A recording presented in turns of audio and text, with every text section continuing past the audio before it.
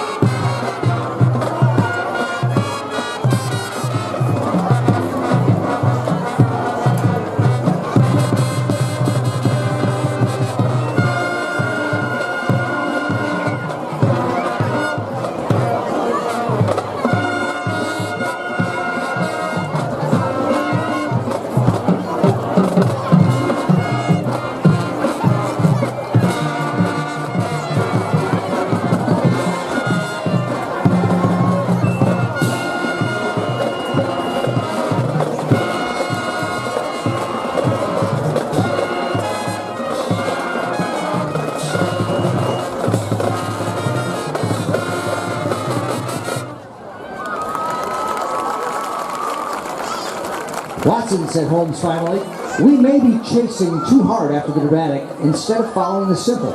Remember what we were studying when your Wi-Fi signal was lost that dark night a week ago? Yes, I guess I was trying to hunt down manufacturers of microspeakers to see what types may have been used in the Archville schools.